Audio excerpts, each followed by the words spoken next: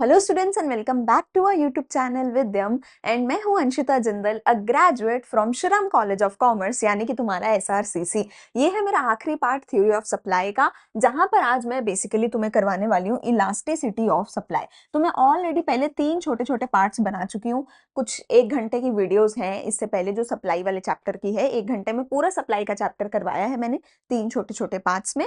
अब आज हम करेंगे elasticity of supply, again 20 minute की वीडियो में। एंड मैं न्यूमेरिकल डायग्राम सब कुछ करवा के आपको आज ये चैप्टर करवा दूंगी खत्म, जिसके बाद सिर्फ 2 ही चैप्टर बचेंगे। सो माइक्रो इकोनॉमिक्स ऑलमोस्ट हमारी खत्म होने वाली है। अगर मेरी पुरानी वीडियोस देखनी है तो नीचे प्लेलिस्ट का लिंक है, वहां से जाके कोई भी सब्जेक्ट का कोई भी चैप्टर आप देख सकते हो। जल्दी से वीडियो को करते हैं start. So as I said, हमारा टॉपिक क्या है? Elasticity of supply. ठीक है, इसके बारे में हमें पढ़ना है। अगर तुमने डिमांड वाला चैप्टर किया है, इलास्टिसिटी ऑफ डिमांड अगर तुमने पढ़ी है, फिर तो ये चैप्टर तुम्हारे लिए केक वॉक है। फिर तो चाहे तुम 1.5x पे करके सुन लेना, कुछ भी नया इसमें नहीं है। बस हाँ, वहां डिमांड की बात कर रहे थे, यहाँ सप्लाई की बात करेंगे। तो वहां कंज्यूमर के पर्सपेक्टिव से बोल रहे थे, यहाँ प्रोड्यूसर के पर्सपेक्टिव से बोलेंगे। इतना सा फर्क है और कुछ नहीं है, बाकी सब सेम है।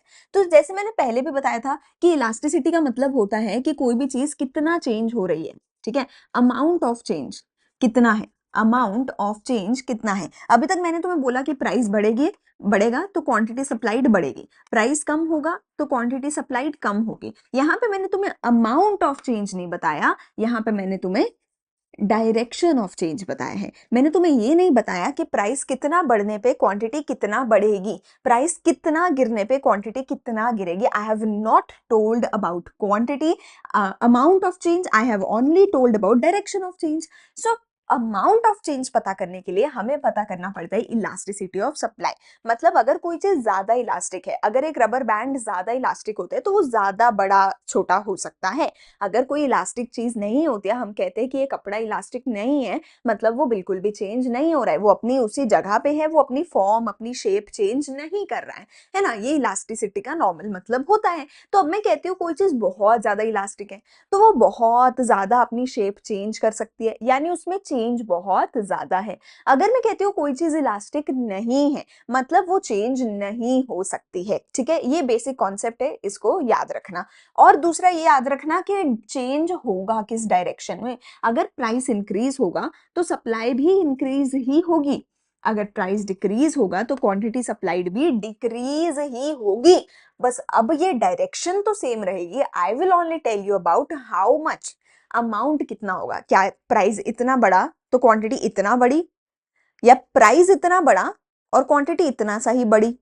How much is the change, हमें ये पढ़ना है। ठीक है, so it measures the degree of responsiveness, कितना रिस्पॉन्ड कर रही है quantity in respect of price. Price के चेंज होने की वजह से सप्लाई कितना रिस्पॉन्ड कर रही है।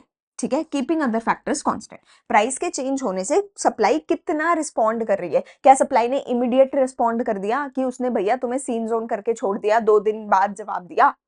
ठीक है, तो वो रिस्पॉन्सिवनेस पढ़ना है, चेंज, या फिर मैं बोलूं हमें पढ़ना है। 5 तरीके की इलास्टिसिटीज होती हैं हमारी, 5 डिग्रीज ऑफ इलास्टिसिटी होती हैं या कोफिशिएंट्स ऑफ इलास्टिसिटी होते हैं, यूनिटरी इलास्टिक से लेके परफेक्टली इन इलास्टिक तक। ठीक है, अगर मैं तुम्हें जो है मिनिमम और मैक्सिमम बोलूं तो मिनिमम इलास्टिसिटी जो है 0 हो सकती है, यानी कोई चीज चेंज हो ही नहीं रही है। तुम किसी भी चीज को कितना भी कोशिश करते रहो बदलने की, पर कुछ चीजें हैं जो कभी नहीं बदलती हैं, उन चीजों को इनइलास्टिक बोला जाता है। और कुछ चीजें होती है कि जो एकदम पानी की तरह कि भैया जितना तुम बोलोगे उतना चेंज हो जाएंगी, मतलब उनकी इलास्टिसिटी इनफाइनाइट है। तुम थोड़ा सा छेड़ोगे ना, बच्चा इतना ज्यादा रोने लग जाएगा। कुछ बच्चे होते हैं कि तुम कुछ भी करते रहो वो रोएंगे ही नहीं, वो रोएंगे ही नहीं, वो चुपचाप बैठे रहेंगे। कुछ बच्चे होते हैं कि तुम उंगली भी लगा दो तो ऐसे घर सिर पे उठा लेते, इतना ज्यादा रोते हैं, इतना ज्यादा रोते हैं कि भाई तुम रिग्रेट करोगे कि भाई ये क्या डिसीजन लिया, ये गलत कर दिया मैंने, है ना। सो वही बात है, या तो इलास्टिसिटी 0 हो सकती है मिनिमम, मैक्सिमम इनफाइनाइट हो सकती है। इनफाइनाइट मतलब थोड़ा सा छेड़ने पे भी बहुत बहुत ज्यादा लार्ज अमाउंट ऑफ चेंज, या फिर elasticity equal to 1, less than 1, more than 1 हो सकती है। 5 टाइप ऑफ इलास्टिसिटी डिमांड की थी, सेम 5 सप्लाई की है। ठीक है, एक एक करके समझ लेते हैं। यूनिटरी इलास्टिक का क्या मतलब है? जितना प्राइस में चेंज होगा उतना ही चेंज सप्लाई या क्वांटिटी सप्लाई में होगा। तुम बोलो ये तो 20 रुपए का है, ये तो 4 रुपए का है, अरे बुद्धू, अरे बुद्धू, हमें जो है एब्सोल्यूट नंबर नहीं लेना है, हमें परसेंटेज चेंज देखना है। हमें जब भी मैं चेंज चेंज चेंज की बात कर रही हूँ, मैं एब्सोल्यूट चेंज की नहीं, मैं परसेंटेज चेंज की बात कर रही हूँ। एब्सोल्यूट मतलब कि तुम बोलो ये 20 रुपए बढ़ा, तुम बोलो ये 4 यूनिट बढ़ा, अरे बेवकूफ, इसकी बातें कर रही। परसेंटेज में निकाल के देखो, परसेंटेज चेंज कैसे निकलता है किसी भी चीज का, परसेंटेज चेंज कैसे निकलता है। परसेंटेज चेंज निकालने का फॉर्मूला होता है चेंज अपॉन ओरिजिनल, लिख लो ये formula, multiply by 100। Change upon original into 100। कितना चेंज आया प्राइस में? 20। 20 का चेंज आया, प्लस का 20 है, अगर माइनस हुआ होता तो माइनस का 20 लिखती। ओरिजिनल कितना था? 100, मल्टीप्लाई बाय 100, तो 100 और 100 कट हो गए, कितना आंसर आ गया? 20% का चेंज आया है प्राइस में। क्वांटिटी में देखो कितना चेंज आया? 4। ओरिजिनल क्वांटिटी कितना था? 20। ओरिजिनल कितना था? 20 मल्टीप्लाई 100, तो ये आ गया 5 पे, 5 पे कट हो गया, 5 4 20। सो 20% चेंज क्वांटिटी में है, 20% चेंज प्राइस में है, ठीक है। और क्योंकि दोनों का प्राइस का और क्वांटिटी का जो चेंज है, चेंज को मैं डेल्टा से यहाँ पे दिखाती हूँ, ट्राइंगल जो है डेल्टा है ना, तो जो क्योंकि दोनों का परसेंटेज चेंज इक्वल है, इसलिए इलास्टिसिटी 1 है। तो जिन भी चीजों की इलास्टिसिटी 1 है, इसका मतलब है कि उनके प्राइस को जितना छेड़ोगे क्वांटिटी में उतना ही चेंज आएगा। इसका जो ग्राफ है आप देख सकते हो, ओरिजिन से शुरू होता है बेटा इसका ग्राफ, और ऊपर की तरफ जाता है, एक स्ट्रेट लाइन होती है 45 डिग्री की, ये ग्राफ होता है, लाइन होती है, ठीक है। अब ये वाला जो ग्राफ है इसको याद रखना, क्योंकि ये सप्लाई का ग्राफ है इसलिए ऊपर को जा रहा है। डिमांड का ग्राफ नीचे को आता होता था, अगर तुम्हें याद हो, डिमांड का जो ग्राफ है वो नीचे को आता था। सप्लाई वो रेक्टेंगुलर हाइपरबोला बोला जाता था। जो यूनिटरी इलास्टिक डिमांड होती थी उसका ग्राफ याद है कैसा होता था? जो यूनिटरी इलास्टिक डिमांड होती थी उसका ग्राफ ऐसा होता था, जो यूनिटरी इलास्टिक डिमांड होती थी, जिसको रेक्टेंगुलर हाइपरबोला हम कहते थे, ठीक है। ये क्या है? हमारी सप्लाई है, सप्लाई का ग्राफ ऊपर की तरफ होता है, इसीलिए इसका ग्राफ ऊपर की तरफ है। डिमांड का सारा ग्राफ ऐसे नीचे होता था, सप्लाई के सारे ग्राफ ऐसे ऊपर होते हैं, ठीक है। चलो, तो सप्लाई का ऊपर की तरफ जा रहा है, जो इलास्टिसिटी 1 है वो वाली सप्लाई ओरिजिन से शुरू होएगी, उसका ग्राफ, ठीक है। फिर आता है मेरा इलास्टिक। इलास्टिक का मतलब है कि जो हमारी इलास्टिसिटी ऑफ सप्लाई है ग्रेटर देन 1 है, एक से ज्यादा है सप्लाई की इलास्टिसिटी। अगर एक से ज्यादा इलास्टिसिटी है तो तुम्हारा जो ग्राफ है वो वाई एक्सिस से शुरू होगा। देखो, ओरिजिन से नहीं हो रहा, एक्स एक्सिस से नहीं हो रहा, कहां से हो रहा है? वाई एक्सिस पे किसी पॉइंट से शुरू हो रहा है, वाई एक्सिस पे किसी पॉइंट से शुरू हो रहा है। तो अगर आपकी इलास्टिसिटी ग्रेटर देन 1 है, elasticity of supply greater than 1 है, तो आपका ग्राफ जो है वाई एक्सिस से शुरू होगा। और इसका मतलब क्या होता है कि जो प्राइस में चेंज आया वो कम है और क्वांटिटी में जो चेंज आया वो ज्यादा है। Change in percentage change in quantity is more than the percentage change in price. मतलब इलास्टिक है, मतलब कि ज्यादा इलास्टिक है, मतलब कि चेंज थोड़ा सा आया प्राइस में, ये ज्यादा चेंज हो गई, क्वांटिटी ज्यादा चेंज हो गई then the change in price, ठीक है। ग्राफ इसका आप देख सकते हो, वाई एक्सिस से इसका कर्व स्टार्ट होता है। यहाँ पर मैं जो भी तुम्हें बता रही हूँ, चाहे मैं न्यूमेरिकल वैल्यू की बात करूँ, चाहे मैं डायग्राम की बात करूँ, चाहे मैं ये बोलूँ कि किसका वैल्यू ज्यादा होगा दोनों में से, या इसका नाम, हर चीज तुम्हें याद होनी चाहिए। क्या क्या, कोई तुम्हें बोले इलास्टिक सप्लाई क्या होती है, तुम क्या क्या बताओगे? तुम बोलोगे इलास्टिक सप्लाई वो होती है जिसकी वैल्यू, न्यूमेरिकल वैल्यू क्या होती है? Greater than 1। इस केस में चेंज इन प्राइस से ज्यादा होता है चेंज इन क्वांटिटी, और इस केस में जो हमारा ग्राफ है सप्लाई का, वाई एक्सिस से स्टार्ट होता है, ठीक है। वाई एक्सिस में किसी एक पॉइंट से स्टार्ट होता है। देखो, या अगर तुम बोलो वाई एक्सिस है बेसिकली, अगर बेसिकली इसका मतलब क्या होता है ना, कि अगर मैं इसको इधर एक्सटेंड करूं नेगेटिव साइड पे, अगर मैं एक्स एक्सिस को नेगेटिव साइड पे एक्सटेंड करूं, तो ये ग्राफ बेसिकली नेगेटिव साइड से शुरू होगा, नेगेटिव साइड से शुरू होगा, ठीक है। पर तुम्हें जो है, क्योंकि तुम 11th के बच्चे हो, तुम इतना के कॉन्टेक्स्ट समझना है, तो तुम इतना याद रखोगे, इसका जो ग्राफ है वाई एक्सिस पर से शुरू हो रहा है, ठीक है। इन इलास्टिक सप्लाई क्या है? उसकी उल्टी, जिसमें elasticity of supply less than 1 है, जिसमें प्राइस में परसेंटेज चेंज ज्यादा है in comparison to percentage change in quantity. Quantity में चेंज कम है, प्राइस में चेंज ज्यादा है, इसीलिए बोला ना बेटा इन इलास्टिक है। प्राइस चेंज हो रहा है पर ये थोड़ा सा चेंज हो रही है, ज्यादा चेंज नहीं हो रही सप्लाई। इसका जो ग्राफ है एक्स एक्सिस से शुरू होता है। अब देखो अच्छे से याद कर लो तीनों ग्राफ। अगर 1 है तो बीचों बीच शुरू होगा, 1 से कम है तो 1 से पहले, 1 से ज्यादा इलास्टिसिटी है यानी इलास्टिक सप्लाई है, तो ग्राफ 1 से ऊपर को शुरू हो रहा था, ठीक है। ग्रेटर देन 1 है मतलब वो 1 से बड़ा है, तो 1 से ऊपर वाई एक्सिस से शुरू होगा।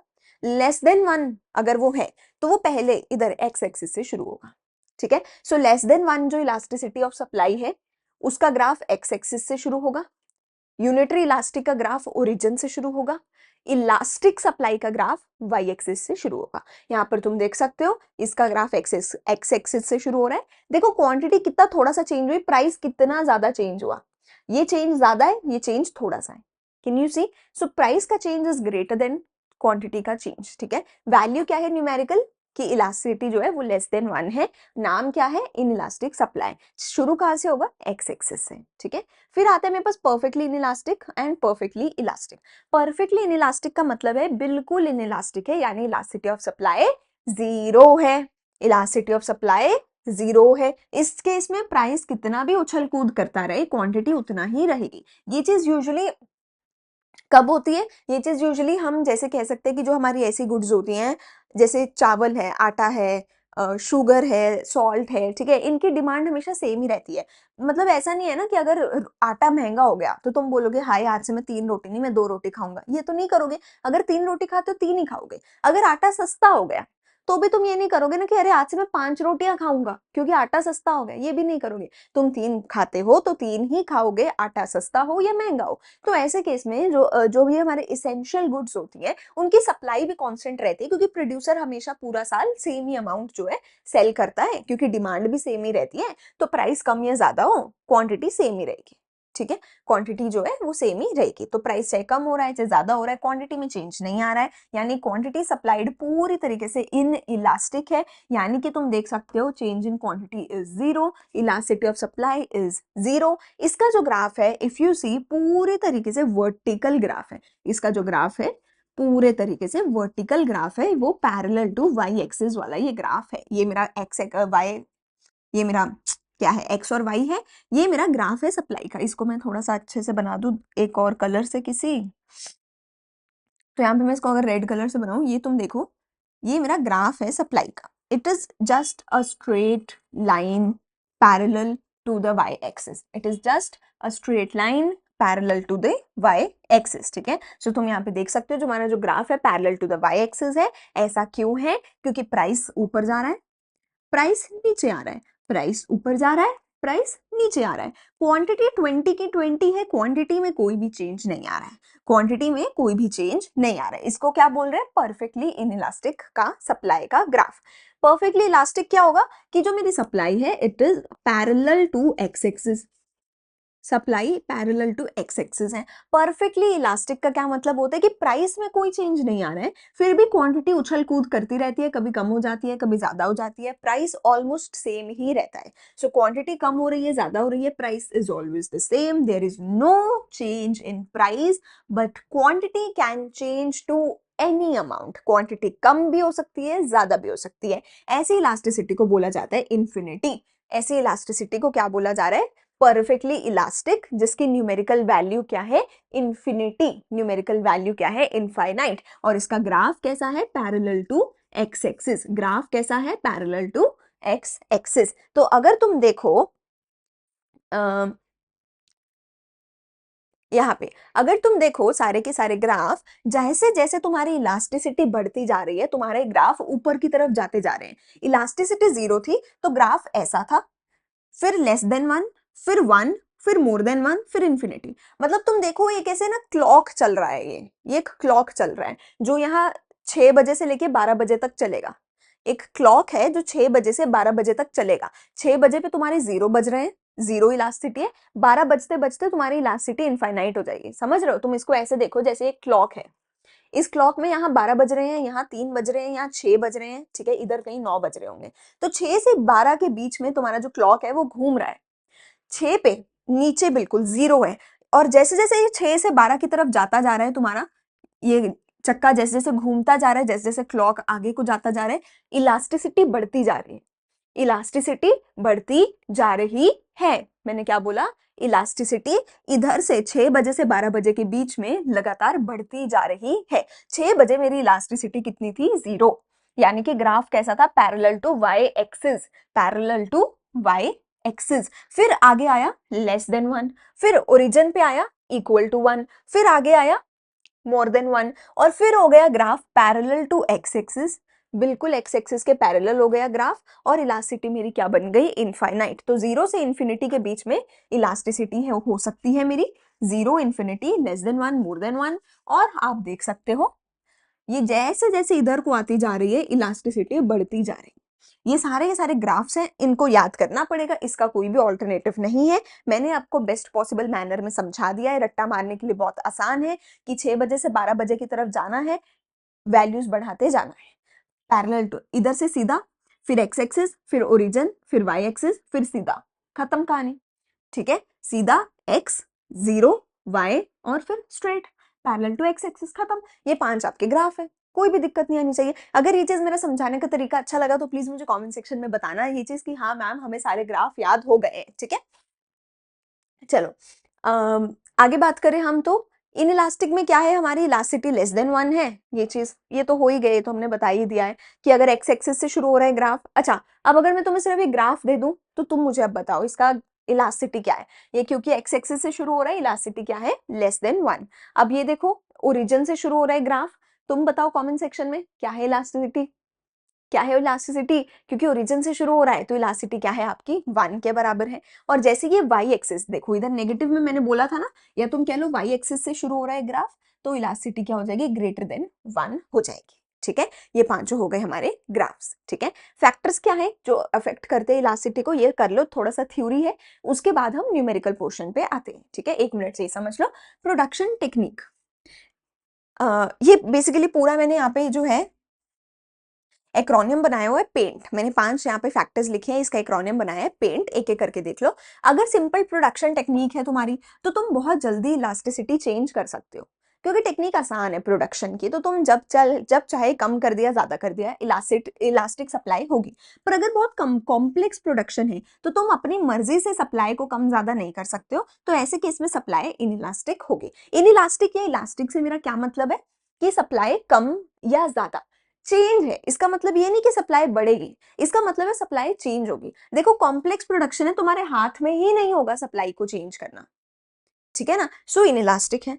सिंपल प्रोडक्शन तुम्हारे हाथ में है, जब रोकना है रोक दो, जब चलाना है चला दो। ठीक है, तो इलास्टिक हो गई। अगर तुम्हारे रॉ मटेरियल, तुम्हारे factors of production easily available हैं, तो तुम अपनी मर्जी से जब चाहो सप्लाई कम ज्यादा कर सकते हो। ठीक है, तो अगर फैक्टर्स ऑफ प्रोडक्शन अवेलेबल है तो इलास्टिक सप्लाई होगी, अगर ये इजीली अवेलेबल नहीं है तो इनइलास्टिक सप्लाई होगी। अगर इनपुट की कॉस्ट बहुत ज्यादा है तो इनइलास्टिक सप्लाई होगी, अगर तुम्हारी जो इनपुट की कॉस्ट है वो कम है तो इलास्टिक सप्लाई होगी। ठीक है, लॉ ऑफ डिमिनिशिंग कॉस्ट लिखा हुआ है बट छोड़ दो, तुम सिंपल इतना बोल सकते हो कि अगर तुम्हारी कॉस्ट ज्यादा लग रही है तो तुम्हारी जो है इनइलास्टिक होगी। ठीक है, तुम इतना law of diminishing marginal cost तक तुम्हें जाने की जरूरत नहीं है, ये चीज तुम्हारे सिलेबस में भी आई डोंट थिंक होगी।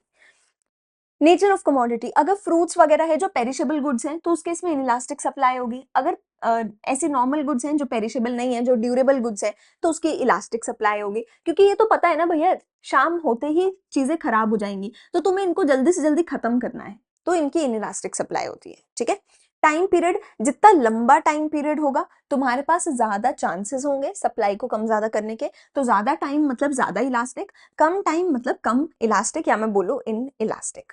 ठीक है, चलो आगे मेरे पास आते हैं मेथड्स ऑफ मेजरिंग इलास्टिसिटी, जिसमें मेरा परसेंटेज मेथड और ज्योमेट्रिक मेथड आता है।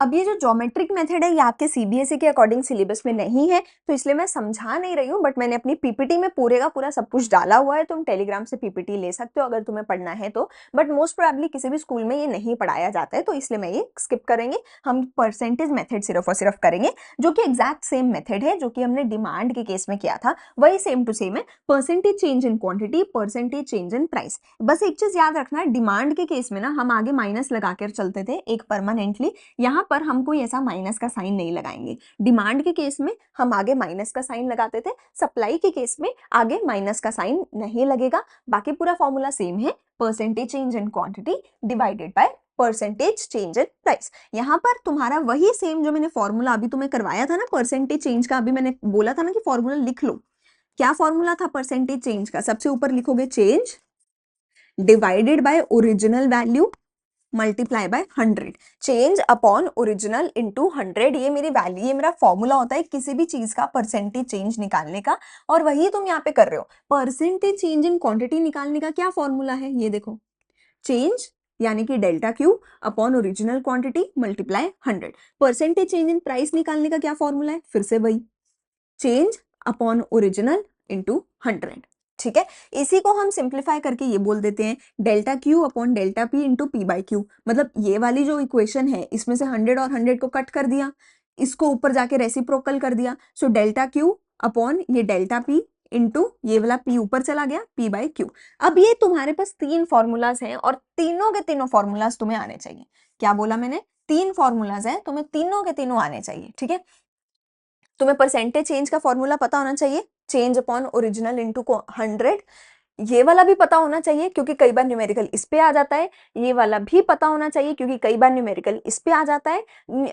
सिंपल भाषा में बोला जाए तो इसको खोला ये बना, इसको सिंप्लीफाई किया तो ये बना, फॉर्मूला एक ही है, पर तीनों में से किसी पे भी तुम्हारा क्वेश्चन आ सकता है। एंड अगर तुम्हें नहीं आता कि इसको खोल के कैसे लिखना है, इसको कैसे लिखना है, तो भैया तुम प्रॉब्लम में फंस सकते हो। इसलिए please remember all three of them, क्योंकि क्वेश्चन कहीं से भी बन सकता है।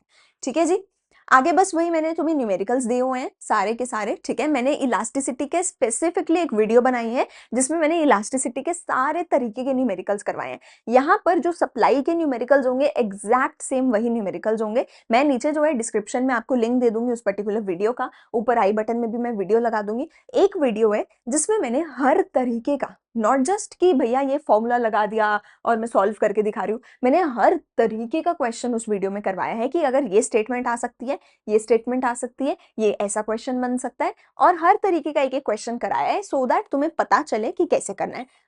अलॉन्ग विद दैट मैंने इस पर्टिकुलर पीपीटी में भी हर तरीके का क्वेश्चन यहाँ पर डाला हुआ है जो कि तुम अपने आप सॉल्व करोगे एंड मुझे अभी के अभी नीचे प्रॉमिस करके जाओगे कि हाँ हम सारे के सारे न्यूमेरिकल सॉल्व करेंगे, because numericals from this chapter, elasticity supply हो, इलास्टिसिटी डिमांड हो, आने लाजमी है, आने ही आने हैं न्यूमेरिकल। एटलीस्ट 3-4 नंबर का तो पक्का एक न्यूमेरिकल आता ही आता है। सो प्लीज अच्छे से प्रैक्टिस करके जाना, वीडियो देख लेना, हर तरीके का न्यूमेरिकल मैंने करवाया है। अगर आज की वीडियो अच्छी लगी तो please like share and subscribe करना। मैं आपको मिलूंगी अगले वीडियो में मेन मार्केट फॉर्म्स वाले चैप्टर के साथ। Thank you and bye bye, अच्छे से पढ़ाई करते रहो।